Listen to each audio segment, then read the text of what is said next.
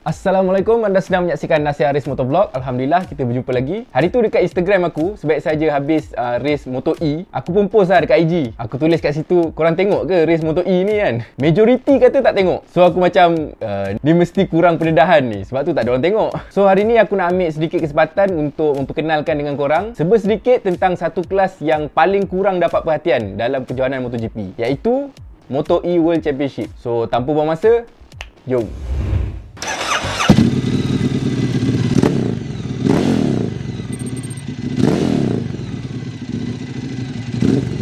Okey, sedikit recap untuk race weekend minggu lepas, iaitu race kedua dekat Misano, Emilia Romagna GP. Kalau korang tak berminat untuk tahu pasal race tu, korang boleh skip lah. Skip terus kepada penerangan yang aku cakap pasal Moto E. Okey, so far dalam kelas MotoGP untuk tahun 2020 ni, ada 6 pemenang berlainan untuk 7 pusingan pertama. Kau bayangkan. That's how unpredictable this season lah. MotoGP tahun ni memang gila kan. Memang tak dapat dijangka langsung. Tapi not surprising, Vinales menang juga akhirnya. Well deserved. Ini adalah kemenangan pertama bukan hanya kepada Maverick Vinales, tapi juga kepada tim factory Yamaha pada tahun 2020 ni. Yelah, Yamaha yang menang sebelum ni semua daripada tim SRT Petronas kan, tim satellite. Bangga tak jadi rakyat Malaysia.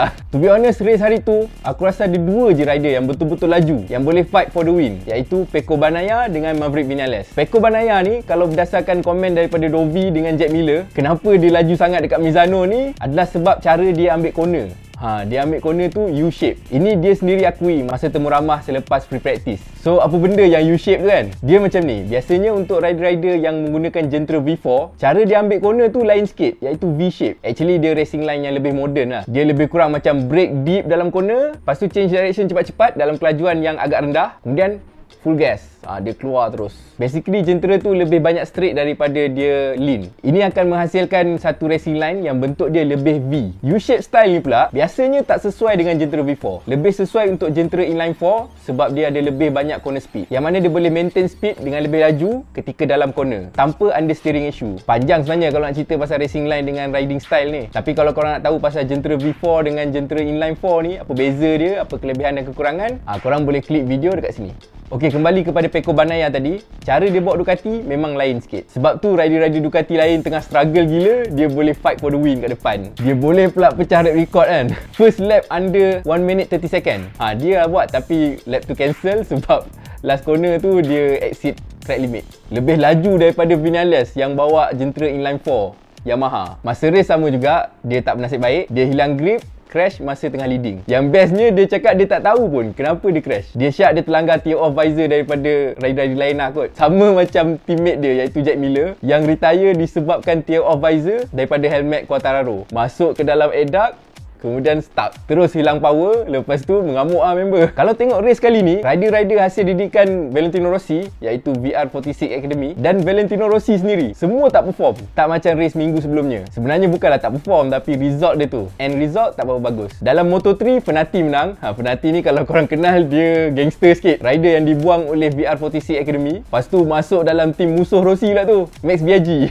Memang terbaik lah. Dalam Moto2 pula, chaos. Huru-hara kejap sebab kejap hujan, kejap tak hujan. Last dalam sprint race 10 lap je, Bastianini menang mengalahkan Bezzecchi dengan Luca Marini yang tengah fight for championship. Dalam MotoGP pula, Valentino Rossi crash, Pecco crash, Morbidelli kena langgar. Definitely not a good day for VR46 Academy. Okey lah, panjang sangat ni kalau nak cerita pasal race kemarin. Dengan Quartararo kena penalti yang dia cakap dia tak dapat warning pun. Dovi masih lagi leading championship walaupun dia finish nombor 8. Join Mir daripada Suzuki, memang power gila daripada start nombor 11. Lepas tu fight sampai depan nombor 2. Memang banyak lah cerita. MotoGP memang unpredictable as ever. Okey, tapi kembali kepada tujuan asal aku buat video ni, iaitu aku nak memperkenalkan korang dengan kelas Moto E. So, kita start dengan manufacturer dulu.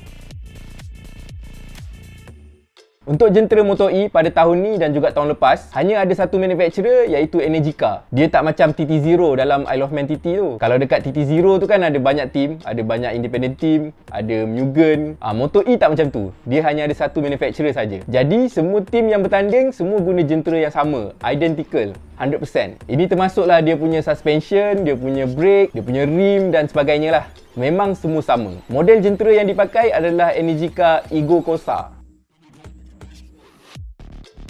First kali, seperti mana-mana electric bike, dia adalah zero emission. Tak perlukan petrol, bunyi pun macam blender.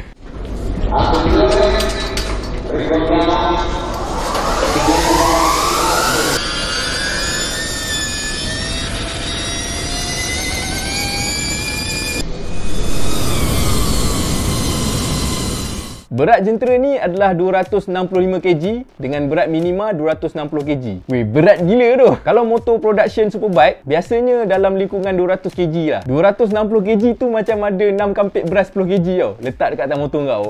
Berat kan? Itu kalau compare dengan superbike. Kalau compare dengan jentera MotoGP pula, weh, lagi banyak, 100kg beza. Dalam race hari tu aku perasan ada satu rider ni crash tau. Lepas tu dia cuba angkat tak larat. Berat gila. Okey, dari segi power, motor ni menghasilkan 220 Nm of torque dan lebih lagi. Ini memang padu nak mampus. Tak tahulah apa rasa bawa motor yang ada lebih 220 Nm of torque. Aku rasa kalau siapa yang ada slip disc tu, pulas je terus elok slip disc. Jentera Ego Corsa ni menghasilkan kuasa sehingga 160 horsepower, lebih sikit daripada jentera Moto2. Dari segi top speed, motor ni boleh pergi sampai 270 km sejam. Dengan catatan 0 ke 100 tu kurang daripada 3 saat. Okey, jentera Moto E ni kan motor elektrik, so tak adalah clutch, tak adalah gearbox. Okey, dari segi tayar, Moto E menggunakan brand Michelin yang juga pembekal tunggal untuk kelas MotoGP. Diorang menggunakan kepakaran diorang untuk menghasilkan racing slick khas untuk jentera Moto E ni saja. Yalah, macam aku cakap tadi, jentera ni memang berat gila. So, tayar special diperlukan untuk stability under braking. Michelin pergi lebih jauh lagi dengan menghasilkan tayar special menggunakan regenerate material. Contohnya, tayar terpakai, dia recycle, kemudian boleh guna untuk tayar Moto E. Sesuai lah dengan falsafah Moto E ni kan, yang kononnya mesra alam. Dari apa yang rider-rider dan juga test rider komen pasal motor ni, first kali, yes, dia memang berat. Tapi bila bawa, diorang cakap tak rasa berat sangat. Ini adalah disebabkan oleh weight distribution yang baik, iaitu berat banyak tertumpu dekat bahagian bawah. So, ini membantu untuk menjadikan motor ni rasa tak berat, walaupun realiti dia sangat berbeza. Memang berat. Suspension setup untuk motor ni pun agak beza sebab dia punya berat. Kena setup pakai spring rate yang agak tinggi untuk menampung berat ketika under braking. Lagi satu, motor ni tak ada engine braking. So, tak adalah nak sliding masuk corner kan. Cara bawa motor ni memang terus jadi lain lah. Initial engine pun tak ada kan. Semua mesh tu static je. Okey, kelas Moto E ni ada 18 rider dan 12 team. Kalau korang tengok list rider yang masuk Moto E ni, memang macam-macam jenis ada. Alex Angelis ada, Randy Dipune ada, Setu Gibernau pun ada weh. Banyak orang-orang lama. Rider perempuan pun ada, iaitu Maria Herrera. Dari segi team pula yang aku tengok, tim-tim yang masuk ni macam cabang kepada major team dalam MotoGP ataupun Moto2. Contohnya ada tim Pramac, ada LCR, ada Tech 3, ada Aspa, Mark VDS, Aventia dan macam-macam lagi. Tim Malaysia pun ada tau. Nama dia With You Motorsport under SIC. Rider dia sekarang pun ex-rider SIC Racing Team dalam kelas Moto3 iaitu Jacob Compile.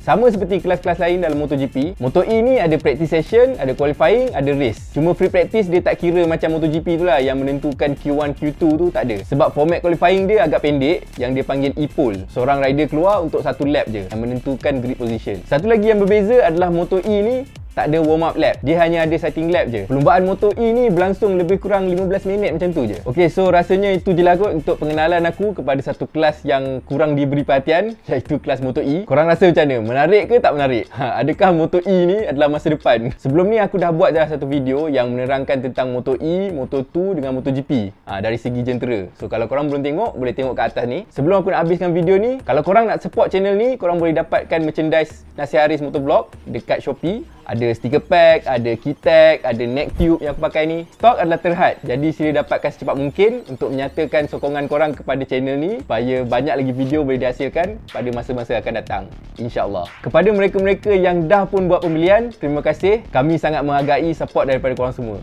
Terima kasih. Seperti biasa, jangan lupa like video ni, share dan subscribe. Assalamualaikum.